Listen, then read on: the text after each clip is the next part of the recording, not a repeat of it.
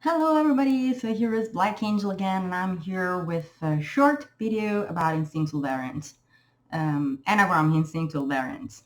So before I start, a little announcement. This video is a request video, kindly requested, so since requests are open again, feel free to post them in the comments below, any video, it doesn't matter.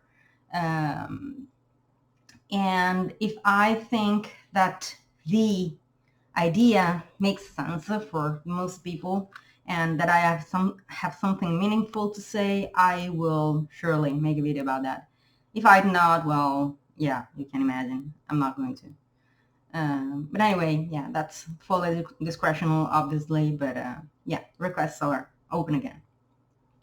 So let's talk about Enneagram instinctual variants. Where do I start? First of all, we're talking about a large number of possibilities and options. So even though I do have a source that I consider reliable about this topic, I'm not going to share it because it's not easy to actually link it. And therefore, I'm just going to explain a couple of things as I figure them out. So looking into instinctual variants as they are described in multiple locations online and by Reason Hudson, what instinctual variants represent is our main concern. So Enneagram is basically a weakness. It can be strength, but it's also weakness. So let's look at from the perspective of fear. So if we look at Enneagram from the perspective of fear, so that pattern, that structure that addresses our innermost fear, our deepest fears, we can look at instinctual variants as the representatives of this fear. So the instinctual variants are that thing about Enneagram that tells you exactly where, in which area of your life, your fear is located. So particularly introverted types and people are going to have strong issues with the self-preserving area. And that's likely because they want that area in a specific way. So they focus on that area. And focusing on that area makes them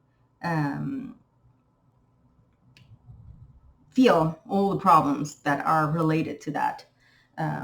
So, for example, you're not going to experience the issues of a polyamory relationship until you focus on a polyamory relationship and you're actually living it. So where our focus of attention is located and stronger, that's where our fears are going to show up most strongly.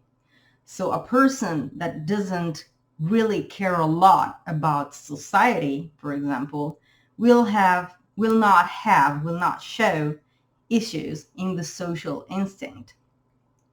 They're probably awkward, they're probably inept, socially speaking, but it's not going to show in their Enneagram. And they're also probably going to be more relaxed when they are in that context.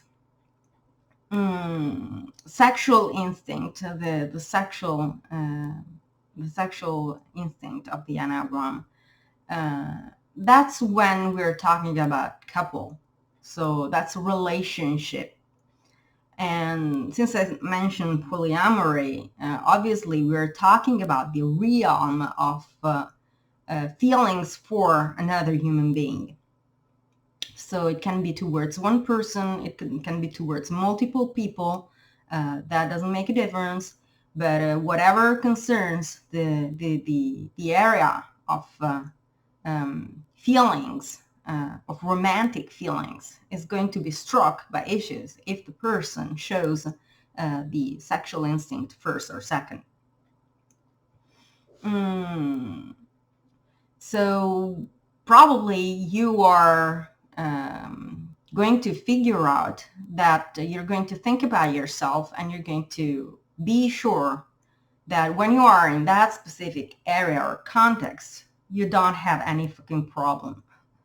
Whereas when you are in that other context, problem starts rising.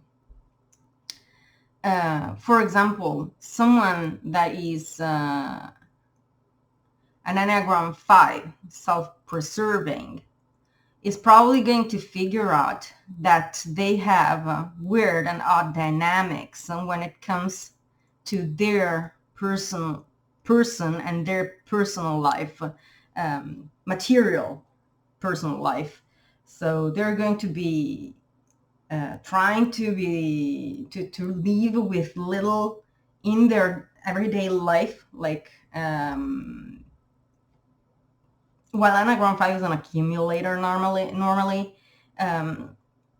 they are going to try to live with little, like let's eat the least possible, let's watch the smallest amount of TV that I possibly can. Let's see if I can actually survive without living in a big apartment. I just want a room and live in that room and see if I can handle that. You got to move to an apartment, and the Enneagram 5 self-preserving might be moving to an apartment, to a new apartment, and not have the furniture. They're going to try to leave with, I don't know, a blanket on the floor, waiting for the right moment to actually buy the furniture, stuff like that. If that's something that anyone can do, an Enneagram 5 self-preserving is probably going to leave that as in a negative way. They're not going to be relaxed about that. And any challenge that they overcome, that they win, in this sense, is going to give them a sense of pride. Same applies to, for example, Enneagram 4 sexual.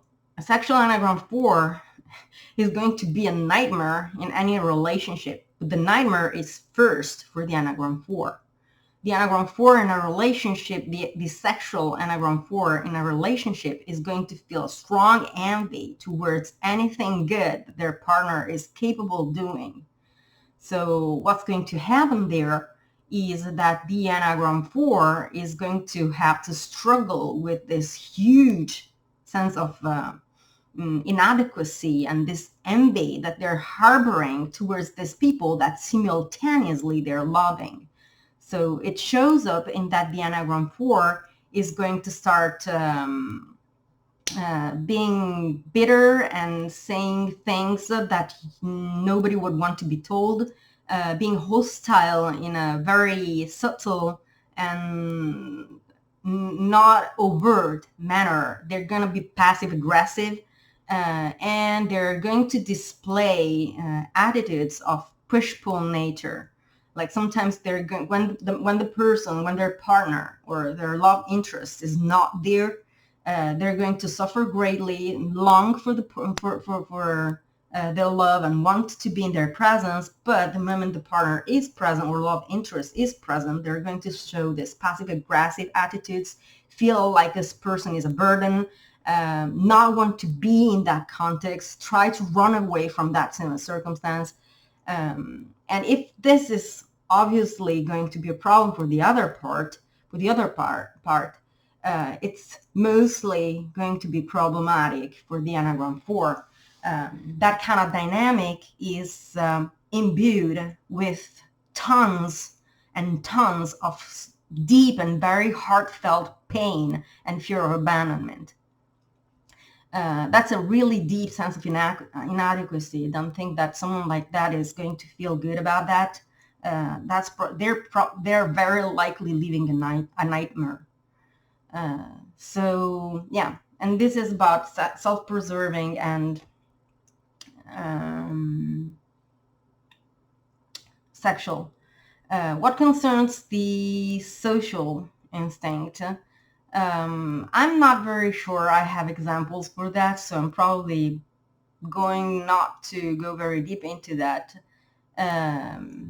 But you can imagine the same dynamics that I explained for the other two enneagrams as applied to the social sphere.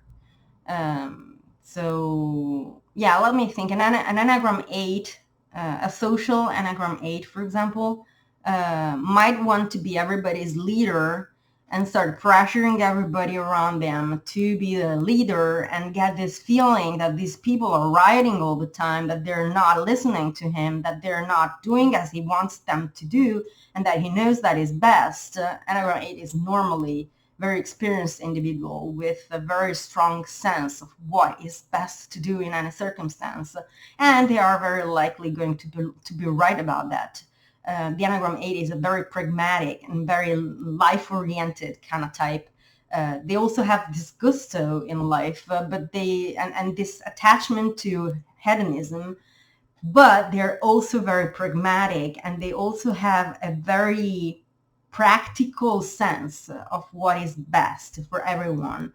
So in the social sphere, a social Enneagram 8 is probably going to display arrogance and pressure, and they're probably going to be a very hostile kind of leader that wants to submit everybody, and that is going to be extremely aggressive when anyone even attempts to ask a question or to move any objection to what the Enneagram 8 suggests to be the best option, the best solution for the situation.